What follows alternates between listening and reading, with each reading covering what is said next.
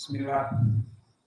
Innal hamdalillah nahmaduhu wa nasta'inuhu wa nastaghfiruh wa na'udzu billahi min shururi anfusina wa min sayyiati a'malina.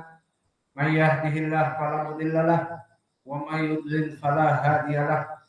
Wa asyhadu an la ilaha illallah wahdahu la syarikalah wa asyhadu anna Muhammadan abduhu wa rasuluh, amma ba'du. Alhamdulillah, pada kesempatan petang ini ba'dal maghrib hari Selasa malam Rabu 28 Desember 2021 bertepatan dengan malam ke-24 Jumada Al-Ula 1443 Hijriah. Kita lanjutkan kajian di Fakultas Ilmu Fiqh dalam pembahasan kitab Umdatul Ahkam, yang mana sistem pembelajaran kita hanya sekadar lewat membaca matan dan menerjemahkan.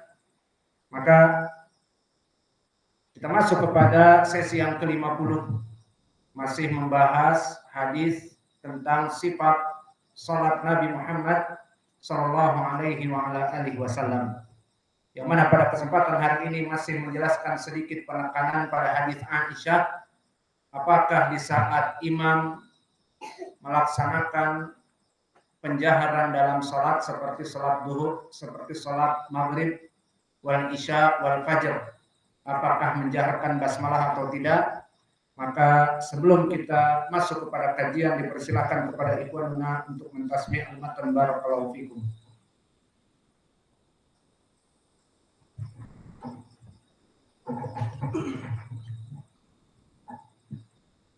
Qala al-Maqdisi rahimahullah an Abi Hurairah radhiyallahu anhu qala Rasulullah sallallahu alaihi wasallam idza amana al-imam fa aminu fa inna man wafaqa ta'minahu ta'min al-malaikah ghufira lahu ma taqaddama min dhanbihi. An Abi Hurairah radhiyallahu anhu qala Rasulullah sallallahu alaihi wasallam idza shalla ahadukum lin-nas falyukhaffif fa inna fihi mudha'if fastaqim wa al-hajah wa idza shalla ahadukum li nafsihi falyutawwil ma sha'a. An Abi Mas'ud al-Ansari al-Badri radhiyallahu anhu qala ja'a rajulun ila Rasulillah sallallahu alaihi wasallam faqala inni la ata'akharu an salati subhi min ajli fulan thumma yatilu bina fiha. Qala fama ra'aytu Nabiy sallallahu alaihi wasallam ghadiba fi maw'idatin qat ashaddu mimma ghadiba yawma idin. Faqala ya ayyuhan nas inna minkum munaffirin فأيكم أما الناس فليوجز فإن من ورائه الضعيف والصغير وذا الحاجة.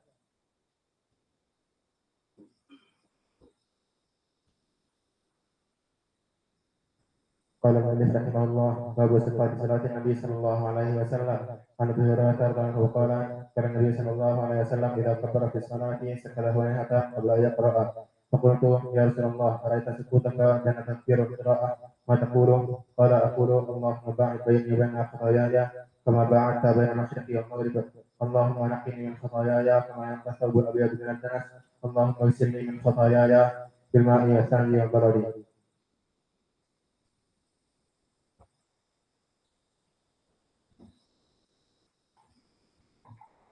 قال المؤلف رحمه الله تعالى عن عبد الله بن عمر بن الخطاب رضي الله عنه أن عمر بن الخطاب يا رسول الله أيعبد أحدنا وهو جنب؟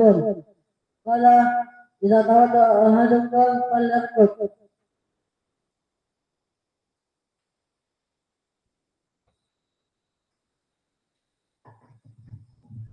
عن عائشة سياق الملك رحمه الله تعالى عن عائشة رضي الله عنها قالت كنت أغسل من ثوب النبي صلى الله عليه وسلم فيصلي به وإني أبقى الماء في ثوبه.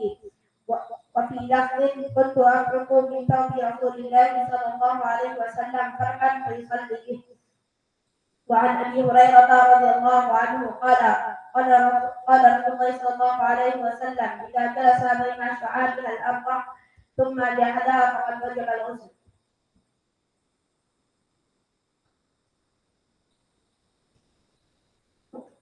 قال المؤلف رحمه الله تعالى عن عائشة رضي الله عنها أن أم حبيبة استحيدت 7 سنين فسألت رسول الله صلى الله عليه وسلم عن ذلك فأمرها أن تغتسل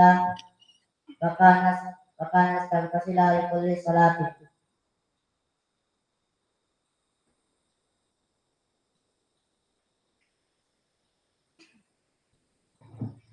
Bismillah qala ma'alif rahimahullah ta'ala walahu fi hadis Abdullah bin Mughaffal anna Rasulullah sallallahu alaihi wasallam qala idza waragal qalbu fi ina'i faqsilhu sab'an wa afirhu saminan sabit turab.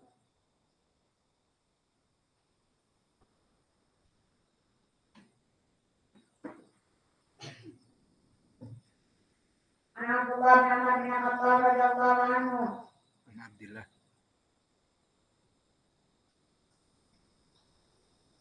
An Abdullah bin Amr bin Khattab radhiyallahu anhu qala ya Rasulullah hal yaqul ahaduna wa huwa junub qala na'am idza tawadda'a falyaqul.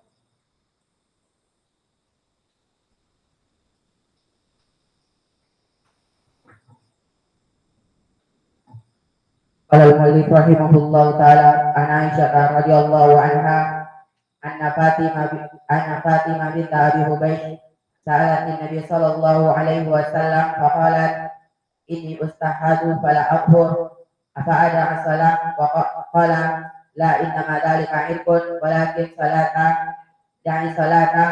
qadra al-ayyam allati kunti tahidina fiha thumma tasili wa salla wa fi riwayah wa laysat bil haidah fa idza akalatil bayt haidah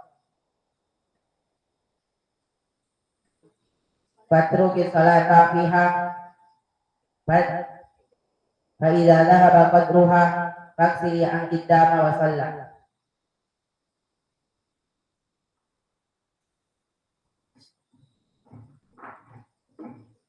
Bismillah.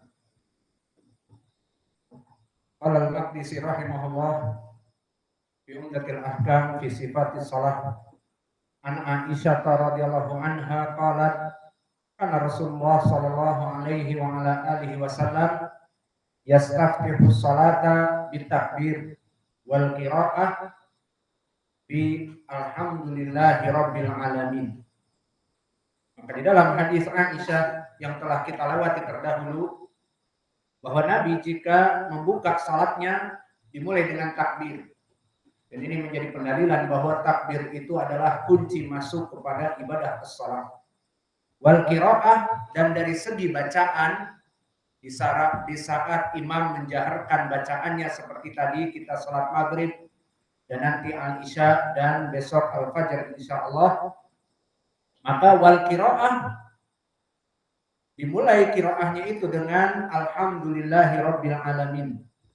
Maka di dalam permasalahan ini dari sifat salat, apakah bagi imam jika dia itu melaksanakan imam pada salat al-jahriyah, apakah dia tidak membaca basmalah atau dia membaca basmalah?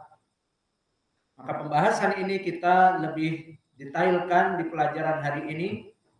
Maka ucapan Aisyah wal qiraah bilhamdulillahi rabbil alamin, adapun pembacaan Al-Qur'an dimulai dengan alhamdulillahi rabbil alamin, maka di sini menjadi pendalilan tentang adamul jahar bil basmalah, tidak menjaharkan bagi imam untuk membaca al-basmalah.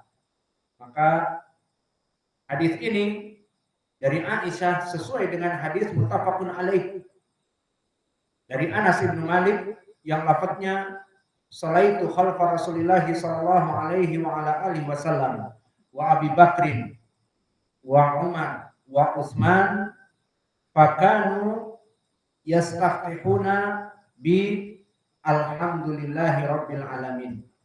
Maka hadis yang kedua yang menguatkan pendapat dari riwayat Aisyah dimulai dengan alhamdulillah tidak menjaharkan basmalah adalah hadis Anas. Aku salat bersama Nabi dan aku salat setelah Nabi meninggal bersama Abu Bakar, dan aku salat setelah meninggal Abu Bakar bersama Umar, dan aku salat setelah meninggal Umar bersama Utsman. Maka tidaklah dimulai kecuali dengan alhamdulillahirabbil alamin. Maka ini menjadi pendalilan tentang permasalahan apa hukumnya menjaharkan basmalah. Maka dari dua hadis yang kedudukannya muttafaqun alaih, Zahirnya di sini Nabi Muhammad sallallahu alaihi wasallam dimulai qiraah di saat salat menjaharkan, tidak menyebutkan dengan jahar lafaz bismillahirrahmanirrahim. Dari pendalilan Aisyah dan Anas, dan kata Anas bahkan setelah meninggal Nabi, aku salat di belakang Abu Bakar, Umar dan Utsman yang merupakan ketiganya dari khulafa ar-rasyidin al-mahdiyyin, yang di hadis Irbad bin Sariyah yang sahih li ghairihi disebutkan, alaikum bisunnati wa sunnatil khulafa ar-rasyidin al-mahdiyyin addu 'alaiha binawajid. Maka pegang teguhlah dari sunnahku dan sunnahnya para khulafa ar-rasyidin. Dan Umar, Utsman dan sebelum mereka Abu Bakar juga mengikuti Rasul tidak menjaharkan basmalah. Maka inilah yang menjadi pendalilan kita bahwa permasalahan menjaharkan basmalah bagi imam di dalam salat jahriyah maghrib, isya dan fajar, maka yang lebih baik dan yang lebih banyak dilaksanakan adalah tidak menjaharkan basmalah. Kemudian di sini baru kita masuk kepada pembahasan yang lebih detail. Perkara yang pertama dari pembahasan yang lebih detail, apakah maknanya Nabi memulai dengan alhamdulillah itu meninggalkan pembacaan basmalah? Jawabnya tidak meninggalkan. Dalilnya mana? Di beberapa riwayat disebutkan wa kana la yajharu al-basmalah. Maknanya al-basmalah dibaca namun tidak dijaharkan. Maka oleh sebab itu kadang-kadang kita menyebutkan bismillahirrahmanirrahim sengaja di depan mikrofon. Kemudian alhamdulillahirabbil alamin. Apa tujuannya tadi? Ingin memberitahukan kepada para makmum bahwa kita menyebutkan basmalah namun tidak menjaharkannya. Maka makna dari dua hadis yang kita bahas di atas tadi, bahwa Nabi memulai qiraahnya dengan alhamdulillah laisa bimakna yatruk al-basmalah, tidak. Tetapi menyebutkan basmalah namun sirron, dengan melaksanakan sir. Awas jangan dihilangkan. Maka dari sini banyak sekali membuat fitnah, terutama orang awam dan lebih lagi kelompok yang bukan dari ahli sunnah. Seperti kami dulu di Yaman, pernah kadang-kadang di masjid umum kita sholat dijadikan imam. Maka kita melaksanakan sunnah Aisyah dan Anas ini, di mana kita tidak menjaharkan basmalah. Menjadi imam maghrib, kemudian membaca alhamdulillahirabbil alamin dengan jahar. Maka berdirilah orang-orang Syiah berkata di belakang kita, adalah yaqra basmalah. Orang ini tidak membaca basmalah. Orang ini membuang basmalah. Itu yang mereka buatkan fitnah kepada ahli sunnah. Padahal mereka mengetahui kita menjaharkan alhamdulillah dan membaca basmalah sengaja di depan mikrofon bismillahirrahmanirrahim. Baru alhamdulillahirabbil alamin dijaharkan. Namun kelompok Syiah mereka membenci sunnah, mereka memfitnah di belakang kita, orang ini menghilangkan basmalah. Maka kesimpulannya barakallahu fikum, dibaca basmalah namun disirkan dan dijelaskan alhamdulillah, ini hukumnya yang asal. Lalu perkaranya apakah hukumnya wajib seperti itu terus-menerus? Tidak boleh menjaharkan basmalah, harus basmalahnya itu disirkan? Jawabnya tidak wajib. Berarti kalau tidak wajib sunnah, iya. Sunnah untuk tidak dijaharkan, dan di sana ada hadis yang memalingkan dari wajib tentang bolehnya menjaharkan. Dan hadis ini diriwayatkan oleh Imam Al-Hakim, yang mana sanadnya mendekati kepada sanad dari riwayat muttafaqun alaih. Namun di sini datang dari Abi Hurairah. Maka sanadnya diriwayatkan haddatsana Laits wa huwa ibnu Sa'ad.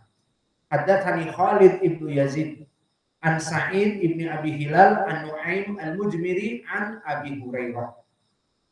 Berkata Nu'aim al-Mujmiri yang merupakan tabi'i yang merupakan murid Abi Hurairah, kuntu wara'a Abi Hurairah. Dulu aku salat di belakang Abu Hurairah menjadi imam. Faqara'a, di saat salat jahriyah dohirnya, dia membaca Bismillahirrahmanirrahim. Kemudian membaca Ummul Kitab. Alhamdulillahi Rabbil Alamin.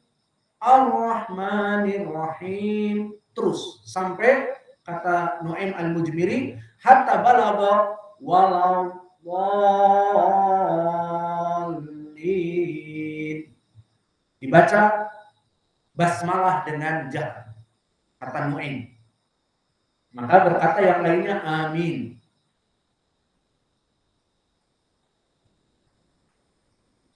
Kemudian setelah salam, dan ini poin pendalilannya, berkata Abu Hurairah, walladzi nafsi biyadihi, inilah usbihukum salat Nabi Rasulullah sallallahu alaihi wa ala alihi wasallam. Setelah salam, maka selesai Abu Hurairah mengajari para tabi'in, murid-muridnya dari salat, dan dia mengatakan, demi Allah yang jiwaku ada padanya, inilah usbihukum salat Nabi Rasulullah, bahwa aku telah memberikan kepada kalian kajian bagaimana Nabi salat, seperti menyepertikan aku bagaimana Nabi salat, sesuai dengan hadis Malik ibn Huwairith di Sahih Al-Bukhari, "Shallu kama ra'aitumuni usolli." Salatlah kalian seperti kalian melihat aku salat. Maka Abu Hurairah melaksanakan salat, mengajari manusia dan mengatakan, inilah usbihukum salata bi Rasulillah sallallahu alaihi wasallam. Maknanya aku menyepertikan kepada kalian salat yang aku lakukan bersama Nabi Muhammad sallallahu alaihi wasallam. Maka kedudukan hadis ini barakallahu fikum, hadis yang sahih disebutkan oleh Al-Hakim, ada hadis sahih ala syarti syaikhin wa lam yukhrijah, dan disahihkan oleh Syekh Muqbil Al-Wadi'i di Tatabbu Istiqra wa Tatabbu dari Mustadrak Al-Hakim. Syahidnya, setelah kita mengetahui dari segi sanad hadis ini sahih, maka ternyata Abu Hurairah melihat dan salat bersama Nabi membaca jahar basmalah. Lalu bagaimana di hadis Anas dan di hadis Aisyah? Yang keduanya mengatakan Nabi memulai dengan membaca jahriyah alhamdulillah. Maka wallahu a'lam, dalam permasalahan seperti ini hadis Abi Hurairah sahih dan hadis Anas dan hadis Aisyah sahih. Maka yang paling kuat hadis Aisyah dan hadis Anas muttafaqun alaih, tidak memulai menjaharkan dengan basmalah, itu yang lebih baik kita lakukan. Namun seperti tadi, apakah terus-menerus seperti itu hukumnya wajib? Tidak boleh sama sekali kita membaca al-jahriyah. Jawabnya boleh. Mana yang memalingkan dari kewajiban dan terus-menerus itu? Dengan adanya riwayat hadis Abi Hurairah yang sahih. Dari sini faedah. Bagaimana dengan prakteknya hadis Abi Hurairah ini? Berarti tidak selalu kita membaca dimulai dengan alhamdulillah kita jawab na'am. Maka di masjid-masjid sunnah yang seperti biasa kita menjaharkan alhamdulillah tanpa basmalah, kadang-kadang tidak apa-apa kita membacakan dengan jahar basmalah. Untuk apa? Untuk menjelaskan kepada para makmum yang baru atau para thalabul ilm bahwa ternyata menjaharkan basmalah pun ada.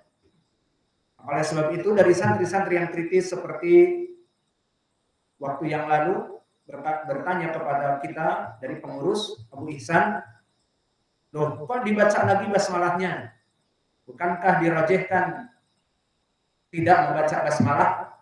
Maka kita jelaskan bahwa kita sengaja membacakan basmalah agar tidak diyakini bacaan basmalah itu tidak boleh sama sekali dan hukumnya haram dan wajib menjaharkan alhamdulillah saja, tidak. Maka kita sebutkan hadis Abi Hurairah. Dari sini pun menjadikan pendalilan bagi kita dari segi muamalah dalam berdakwah. Seperti antum ketahui bahwa dalam berdakwah ini kita tidak diinginkan menjadi munafirin, menyebabkan orang lari dari agama. Tidak boleh.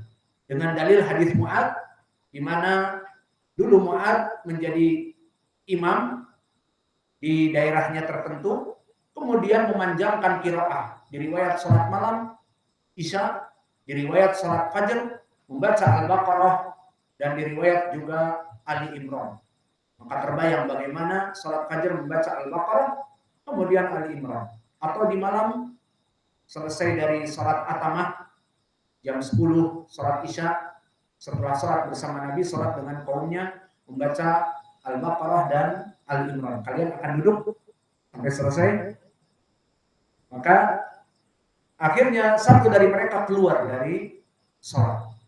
Maka setelah keluar itu didatangi oleh Ibnu Mas'ud dan disebutkan munafik. Maka diadukan kepada Nabi bahwa Mu'adz bin Jabal mengimami dengan salat yang panjang. Setelah aku keluar karena aku buru-buru Dzul Hajjah. Di beberapa riwayat Fajr.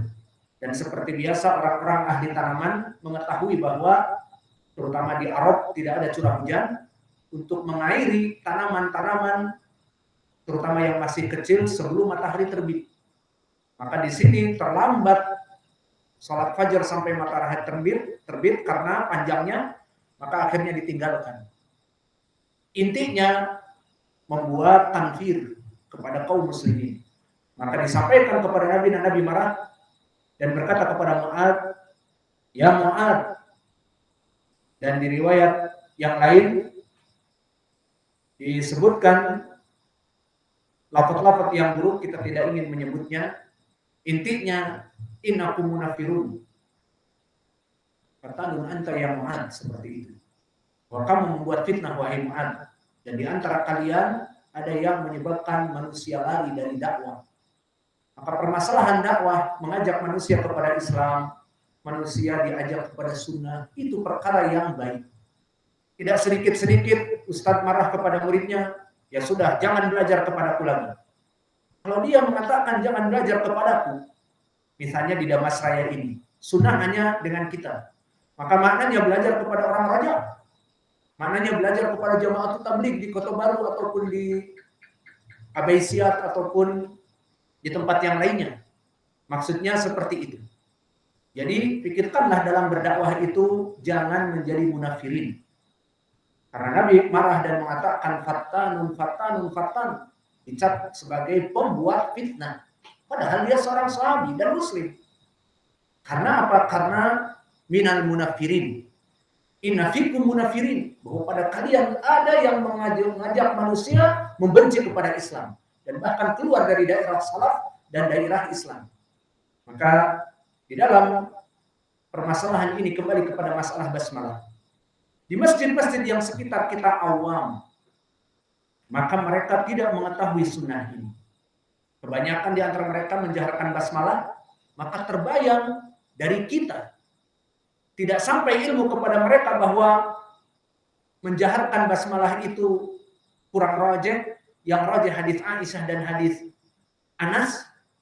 Kemudian kita datang pertama kali mengisi ceramah di saat diminta oleh mereka, kemudian disuruh menjadi imam, kemudian langsung menetapkan perkara ini.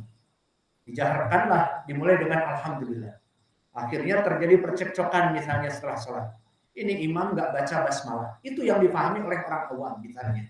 Maka dalam permasalahan seperti ini pun, kama qala Syekhuna Muqbil likulli maqamin maqam wa likulli maqalin maqal. Ya, Syekh Muqbil yang tegas, keras kepada dakwah ahli sunnah, tidak berpikir untuk menyebabkan manusia lari. Mentang-mentang ahlul manhaj, ya sudah, marah, jangan belajar dengan saya. Sholat di masjid yang lain, bla bla bla. Menyebabkan manusia sekarang belajar dengan orang-orang raja, dengan jamaah tabligh, dengan ikhwanil muslimin. Karena tidak boleh belajar dengan ahlu sunnah itu sendiri. Maka begitu pun di sini. Dan ini prakteknya terjadi. Di saat kami di tempat Syekh Utsman As-Salimi, Utsman ibn Abdillah muridnya Syekh Muqbil, kami di sana sekitar 2 tahun bersama Muhammad Rahman. Maka kami terbiasa di sana melaksanakan khutbah Jumat. di setiap masjid-masjid sekitar. Dan dijadwalkan oleh Syekh Utsman Said di masjid demikian. Kemudian ada dari mereka permintaan. Itu si khatib dikasih tahu, Syekh agar menjaharkan basmalah daripada ribut dengan jamaah Jumat. Itu pesan dari pengurus masjid. Dikasih tahu agar menjaharkan basmalah, jangan lupa. Itu pertama. Yang kedua, di saat kami baru tiba menjelang khutbah, dijemput sekitar 10 menit, masuk ke masjid bagian belakang seperti biasa, kemudian duduk, kemudian dijamu, kemudian dikatakan sudah sampai pesan dari Syekh disebutkan dijaharkan basmalah. Oh iya, sudah. Sampai ditekankan. Kenapa? Di masjid itu jika saya nanti menjadi imam khatib, meskipun khutbahnya bla bla bla lengkap dan namun pas salat menjadi imam langsung alhamdulillahirabbil alamin, itu akan rame nantinya, kata si pengurus masjid. Dan sudah terjadi ternyata. Maka kita mengikuti tayyib. Dan di situ yang menjadi poin kita meminta fatwa kepada Syekh, sama jawabannya seperti Syekh Mukbil. Ya Syekh, bagaimana di sini? Mereka meminta kepada kita isma, sama dengan ucapan kita. Apakah menjaharkan basmalah haram? Tidak. Apakah wajib kita harus mensirkan basmalah? Tidak. Nah, mereka sekarang dengan dhahir meminta, please jangan disirkan basmalah tetapi dijaharkan. Dan apakah tidak ada hadis menunjukkan kepada itu? Ada hadis Abi Hurairah. Halas, enough. Dakwah ini tidak menjadikan tanfir. Jangan mentang-mentang kita merajahkan hadis Anas dan merajahkan hadis Aisyah. Tidak bisa. Harus tidak menjaharkan basmalah. Akhirnya nanti akan ribut di belakang, dan mungkin orang-orang tidak mau lagi meminta dari sunnah, dai-dai sunnah seperti kita. Maka seperti itu dalam berdakwah, tidak menjadi munafirin. Selama kita mengajak kepada yang hak, tidak tunduk kepada kebid'ahan mereka, tidak masuk kepada hizbiyah, keanggotaan mereka, tidak memelas kepada mereka uang-uang dari yayasan mereka, sehingga menyebabkan kita menjadi tidak tegas dalam berdakwah. Mulut kita dibungkam dengan uang-uang yayasan mereka, tidak. Permasalahan seperti ini, permasalahan dakwah, likuli maqamin maqam wa likuli maqalin maqam. Alhamdulillah ada dalil bahwa hukumnya bukan wajib mensirkan basmalah. Ada hadis Abi Hurairah yang sahih. Maka lihat bagaimana fikihnya Syekh Mukbil dan bagaimana rahmatnya mereka dalam berdakwah. Mukbil Ibnu Hadi jika ditanya kepada orang-orang mengakui dia asadus sunnah, the lion of the Yaman, dia adalah singanya Yaman. Semua orang takut kekerasannya. Namun lihat bagaimana kelembutannya. Di saat memahami bahwa hadis ini demikian dan demikian, lunak. Tidak mentang-mentang kita manhajnya salafi, maka jangan belajar dengan kita. Membuat tanfir kepada kaum muslimin, tidak seperti itu. Maka kita merangkul kepada orang-orang awam terutama jika mampu untuk tujuan masuk kepada dakwah salafiyah dan tidak lari dari dakwah salaf dan menerima dakwah kita selama kita tidak mengikuti kebid'ahan mereka dan tidak mengikuti dari kesalahan-kesalahan manhajiyah mereka, maka kita diusahakan untuk mensinkronkan. Maka inilah dari dakwah yang diinginkan, dan hadis ini menjadi pendalilan tentang permasalahan tidak wajib bagi kita untuk mensirkan basmalah karena ada hadis Abi Hurairah, namun yang lebih kuat hadis Aisyah dan hadis Anas agar kita melaksanakannya setiap sholat lebih baik tidak menjaharkan basmalah. Apalagi di saat kita mengisi di masjid yang lain yang kita lihat bukan masjid salafi khusus. Seperti di sebagian masjid kita misalnya diundang di mana saja, di Solo, di mana kebanyakan nyewa masjid.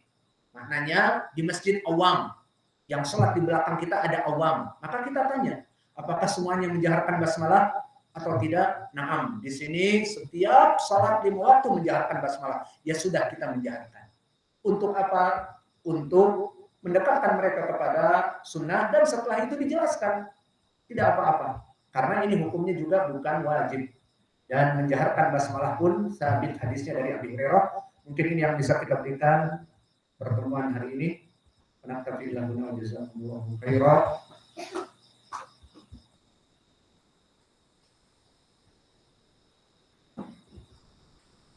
Barakallahu fi ilmikum.